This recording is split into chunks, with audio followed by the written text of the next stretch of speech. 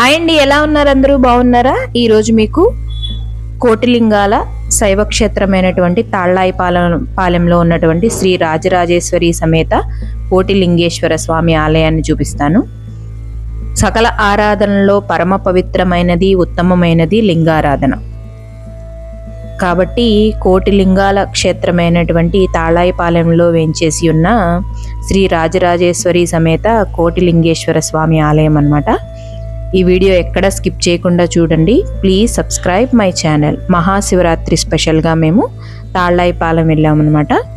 మా అత్తగారు వాళ్ళు సేవా కార్యక్రమం అక్కడ వేశారు డ్యూటీ. దాని సందర్భంగా నేను వాళ్ళతో కలిసి వెళ్ళానన్నమాట. ఇది మన కృష్ణా నదీ తీరాన ఉన్నటువంటి తాళ్ళాయిపాలెం గ్రామంలో ఉన్న కోటిలింగేశ్వర స్వామి ఆలయం అన్నమాట. శ్రీశైవ క్షేత్రం. ఇక్కడ నదీ హారతి అనేవి కూడా కార్తీక మాసం ప్రత్యేకమైన రోజుల్లో ఇస్తారనమాట. ఇక్కడ శివలింగాలు మట్టితో చేసుకుని వచ్చి కోటిలింగాలు ఈ ఆలయంలో సమర్పిస్తున్నారనమాట. ఈ సేవా కార్యక్రమం చేసే వాళ్ళందరూ కూడా ఇక్కడికి వచ్చి సమర్పిస్తున్నారు. మనకి ద్వారం, మహాద్వారం ఎదురుగా ఇలా వినాయకుడు, కుమారస్వామి ఉంటారనమాట. ఇవన్నీ కోటి శివలింగాలు అనమాట. సేవా కార్యక్రమం ద్వారా ఆ భాగ్యం నాకు కూడా కలిగినందుకు ఎంతో ఆనందంగా ఉంది. శివరాత్రి సందర్భంగా ఇక్కడికి అందరూ కోటిలింగాలు, పుట్టమన్నుతోటి తయారు చేసినటువంటి కోటిలింగాలు అనమాట, ఇలా తీసుకొచ్చి ఆ ఆలయంలో ఇస్తున్నారు. అవన్నీ పూజ చేసి నదిలో కలుపుతారంట. ఇది స్టార్టింగ్ ఎంట్రన్స్ అనమాట. ఈ లైన్లో వెళ్తే మనకి లోపల అన్ని ఆలయాలు కనిపిస్తాయి అన్నమాట. అందరూ ఆ శివలింగాలు పట్టుకొని ఓం నమ శివాయ అనుకుంటూ ఆ శ్రీ శైవ క్షేత్రంలోకి వెళ్ళామన్నమాట. ఇలా స్టార్టింగ్లో ఇక్కడ శారీస్ ఉన్నాయి. నాకు కూడా ఆ భాగ్యం కలిగింది. ఓం నమ శివాయ, హరహర మహాదేవ, శంభో శంకర. ఈ శైవ క్షేత్రంలో శివ ప్రచారానికి అణువణువున ఈ ఆలయంలో నిండి ఉంది. ఎన్నో విలక్షణ కట్టడాలు, విశేష ఆకృతి గల విగ్రహాలు భక్తులను ఆకట్టుకుంటాయి. ఇది వచ్చేసి ఎంట్రన్స్ గోపురం అన్నమాట. ఇక్కడ మనకి ధ్వజస్తంభాలు, అనేక దేవతామూర్తుల చిన్న చిన్న గుళ్ళు మనకు కనిపిస్తాయి అన్నమాట. ఇది వచ్చేసి మెయిన్ టెంపుల్ అన్నమాట. మెయిన్ టెంపుల్ దగ్గర ఇక్కడ ధ్వజస్తంభాలు. ఈ లోపలికి వెళ్ళి కైలాసధామ్ అని చెప్పి మనకి సహస్రలింగాలు ఉంటాయి అన్నమాట. అక్కడికి వెళ్ళి ఈ లింగాలని సమర్పించి మన పేరు మీద అర్చనది చేస్తారు. చూసారా, శ్రీ రాజరాజేశ్వరి సమేత కోటిలింగేశ్వర స్వామి ఆలయం అన్నమాట. మనకి ఎక్కడ చూసినా శివలింగాలు కనిపిస్తాయి. అనేక రకమైనటువంటి దేవతామూర్తుల విగ్రహాలు, భారీ కట్టడాలు ఎంతో విశేషంగా ఉంటాయి అన్నమాట. ఇక్కడ వచ్చేసి ఇక్కడ ఒక శివలింగం, ఎక్కడ చూసినా నాగశిలల ప్రతిష్టలు, సిద్ధి బుద్ధి మహాగణపతి ఆలయము, కుమారస్వామి ఆలయము. కృష్ణానదీ తీరాన వేంచేసి ఉన్న ఈ క్షేత్రం ఎంతో ఆహ్లాదకరంగా ఉంటుంది.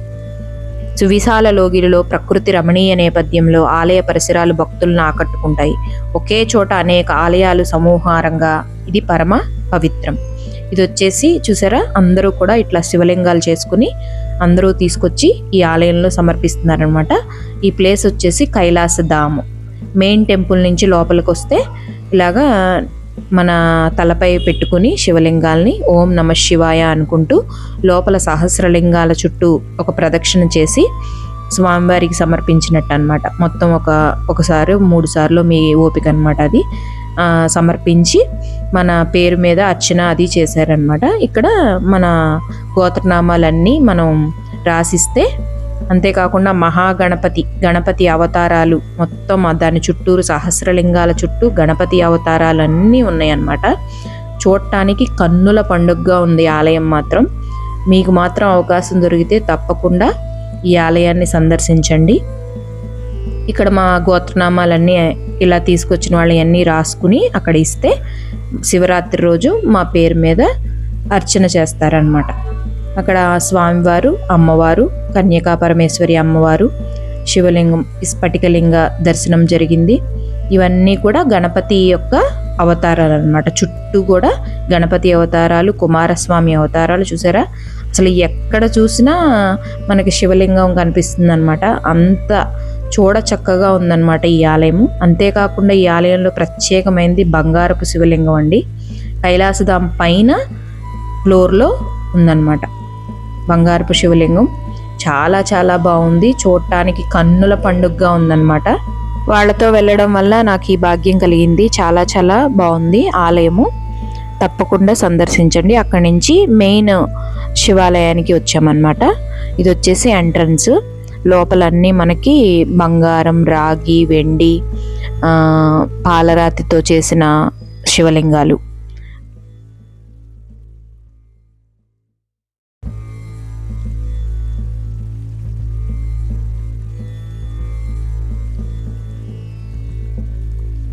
ఇక్కడి నుంచి మనకి దక్షిణ ముఖం, పశ్చిమ ముఖం, ఉత్తర ముఖం ఇట్లాగా 4 దిక్కుల వైపు నుంచి కూడా మనకి స్వామివారు దర్శనమిస్తారనమాట. అభిషేకం జరుగుతుంది. ఇది వచ్చేసి మెయిన్ ఆలయం అన్నమాట. ఈ ప్రాంగణం అంతా కూడా మెయిన్ ఆలయం. ఇదిగోండి చూడండి, మీకు దక్షిణ ముఖం, పశ్చిమ ముఖం, ఉత్తర ముఖం ఇట్లాగా మొత్తం అభిషేకం జరుగుతుంది. లోపల నుంచి అభిషేకం చేయాలంటే టికెట్ 520 రూపీస్ అంట. మనల్ని ఎవరైనా ఆడవారైనా మగవారైనా సరే అభిషేకం చేయొచ్చు. ఇవన్నీ కూడా రాతితో చేసిన శివలింగాలు అన్నమాట. ఆ చుట్టూ గుడి బయట అభిషేకం జరుగుతుంది కదా, దాని బయట ఉన్నటువంటి శివలింగాలు అన్నమాట. ఇవన్నీ వ్యాస మహర్షి, వశిష్ఠ మహర్షి వారు మన శివలింగాలు ప్రతిష్ఠించినవి అన్నీ కూడా ఉన్నాయి అన్నమాట. ఇక్కడి నుంచి కైలాసధామ్ నుంచి లోపలికి వెళ్తే మనకి ఆత్మలింగం అంటే పాదరసంతో తయారు చేసినటువంటి లింగం అన్నమాట. మాకు ఈ అవకాశం కలిగింది. ఇక్కడ స్వామి పాదరసం కోసం భక్తులు మంచి జరగాలి కోసం చాలా మంది ఇల్లు కన్స్ట్రక్షన్ సమయంతో, శంకుస్థాపన సమయంతో పాదరసం పోస్తారు. ఎందుకు పోస్తే తెలుసు మీరు? బలం కోసం, అంటే మంచి జరగాలి కోసం, ఇన్నర దృష్టి, భూత ప్రేత బాధ ఇలా మొత్తం పక్కన పెట్టే కోసం పాదరసం పోస్తారు. ఇక్కడ కూడా మంచి జరగాలి కోసం అమ్మ భక్తులు చిన్న చిన్న బాటిల్ పాదరసం తినాలి. ఈ పాదరసం దాంట్లో పోస్తాము స్వామి అభిషేకం. ఇక్కడ పాదరసం పోస్తామో ఈ పాయి ద్వారా స్వామి అభిషేకం పాదరసం టీవీలో లైవ్ అభిషేకం చూపిస్తాం. ఈ గుడిలో నవగ్రహ మండలం ఉందమ్మా. ఒక ప్లేట్ లో 9 బ్లాక్ ఉంది. ఇక్కడ కూడా మీరు వెళ్తారు. ఈ బ్లాక్ కాదు అమ్మా, ఒక గ్రహ. ఇక్కడ భక్తుల పేరు మీద సమస్య ఉంది, సమస్య నివారణ కోసం ఇక్కడ కరణ్యాస్ మంత్రోచారం. మంత్రోచారం తర్వాత భక్తుల పేరు మీద ఒక్కొక్క స్టోన్ ఉంది. ఇలా ఈ స్టోన్ ఈ పక్కన స్టోన్ అమ్మా. ఈ పైనే నవరత్న భక్తులు పెడతాం. ఈ శివుడి పార్వతి పరమేశ్వర కళ్యాణం ఉందా, కళ్యాణం తర్వాత చాలా మంది భక్తులు మంచి జరగాలి కోసం, అఘోర పాప సంహారం కోసం స్వామికి పాలన సేవ చేస్తారు. ఇవాళ మీరు కూడా స్వామికి పాలన సేవ చేశారు అంతే. ఓం నమః శివాయ. ఓం నమః శివాయ. తిరగండి, మనసులో చెప్పండి. కాలహర్ కాలహర్, కష్టహర్ కష్టహర్, రోగహర్, రోగహర్, దారిద్ర్యహర్, హర హర దేవ్ శంకర, శంభో శంకర, నమః పార్వతీ తీవదయే హర హర మహాదేవ శంకర. బయటికి వస్తే మనకి అమ్మవారు అన్నమాట. అమ్మవారు చూడండి ఎంత కళగా ఉన్నారు. యుగధర్మ రీత్యా చేసే లింగారాధన ఎంతో విశిష్టతను సంతరించుకుంటుంది. దీనికి తగిన రీతిలో తాళ్లాయపాలెంలో లింగాలను ప్రతిష్ఠించారు. పాదరస లింగారాధనకు, రత్నలింగార్చనకు విశేషమైన ప్రాముఖ్యం. ద్వాపర యుగంలో స్ఫటికలింగానికి విశేష ప్రాముఖ్యం ఉంది. కాంస్యలింగేశ్వరం, దారులింగం, పాలరాతి, ఒక శివలింగం, ఇలాగా మనకి అనేక శివలింగాలు ఈ ఆలయంలో కనిపిస్తాయి. స్వామీజీ వారు అన్నమాట పీఠాధిపతులు వచ్చేసి. ఆయన విగ్రహం ఇందులో ఈ ఆలయంలో మనకి కనిపిస్తుంది.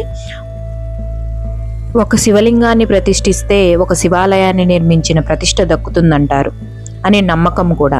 అనేక మంది ప్రతిష్ఠించిన శివలింగాలు మనకు కనిపిస్తాయి. సహస్ర శివలింగ ప్రతిష్ఠ కైలాసధామ్ అనే దగ్గర ఉంటుంది. పవిత్రమైన కృష్ణానదీ తీరాన పార్వతీ పరమేశ్వరుల పుణ్యక్షేత్రం శ్రీ రాజరాజేశ్వరి సమేత కోటిలింగేశ్వర స్వామి ఆలయము. నవగ్రహాలు, అష్టదిక్పాలకులు, ఆదిదేవత, ఎవరికి వారికి ఇష్టమైన దైవాలు ఇక్కడ మనం దర్శించుకోవచ్చు. శాంతి కార్యక్రమాలు, నవగ్రహ కార్యక్రమాలు, అభిషేకాలు, ప్రతిష్టలు, నక్షత్ర కార్యక్రమాలు కూడా ఇక్కడ జరుగుతాయి. ప్రతి సోమవారం నిత్యాభిషేకం జరుగుతుంది. ఈ సన్నిధిలో ఎంతో విశిష్టమైన ప్రత్యేకత ఉంది. సకల సృష్టిని ఐశ్వర్యవంతం చేసేది ఈశ్వరుడు. శివమయం కానిది, శివమయం లేనిది ఈ సృష్టిలో ఏదీ లేదని శివపురాణం చెబుతుంది. అలాంటి ఆదిదేవుడు కోటిలింగేశ్వరుడుగా కొలువై ఉన్న ఈ క్షేత్రం శ్రీశైవ క్షేత్రం ఆధ్వర్యంలో భారత ధర్మదేవత బ్రహ్మచారి శివస్వామి నేతృత్వంలో ఏర్పాటైన ఈ దేవస్థానం భక్తులను విశేషంగా ఆకర్షిస్తుంది. చూసిన ఈ ప్లేస్ అక్కడ ఆత్మలింగం నుంచి బయటకు వచ్చిన తర్వాత అన్నమాట. అక్కడ మనం లింగాన్ని ప్రతిష్ఠించుకోవాలన్నా అక్కడ ఉన్నాయన్నమాట పెద్ద పెద్ద విగ్రహాలు. ఇక్కడ కూడా పెద్ద శివలింగాన్ని ఏర్పాటు చేశారు. కాలభైరవ స్వామి టెంపుల్ కూడా ఇక్కడ ఉందన్నమాట. ఈ ఆలయంలో పలు మండపాలలో వివిధ దేవతామూర్తులను సమన్వయాత్మకంగా ప్రతిష్ఠించారు. ఈ శైవ క్షేత్రంలో శివ కుటుంబానికి సంబంధించిన భారీ విగ్రహ ఆకృతి భక్తులను విశేషంగా ఆకట్టుకుంటుంది. అంతేకాకుండా ఈ ఆలయంలో కోటి రుద్రాక్షలు అన్నమాట. ఇటు 50 లక్షలు అటు 50 లక్షల రుద్రాక్షలు మహాశివరాత్రి కోసం సిద్ధం చేస్తున్నారనమాట. ఈ సేవా కార్యక్రమం సందర్భంగా అవన్నీ తీసి కొన్ని 1 లక్ష వరకు తీసి క్లీనింగ్కి ఇచ్చారు. కొంతమందినేమో దేవతా విగ్రహాలు క్లీన్ చేయమన్నారు. ఈ గుడి లోపల కూడా 10,000 రుద్రాక్షలు ఉన్నాయన్నమాట. రుద్రాక్ష లింగేశ్వర స్వామి అన్నమాట ఈ శివలింగం వచ్చేసి.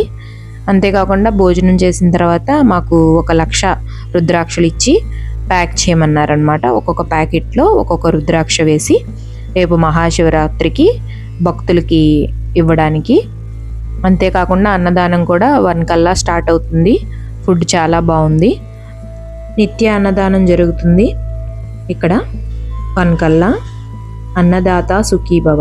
ఈ వీడియో మీకు నచ్చిందా అండి? నచ్చితే please subscribe my channel Sita vlogs trendy. తప్పకుండా ఈ క్షేత్రాన్ని దర్శించండి. పునర్దర్శన ప్రాప్తిరస్తు.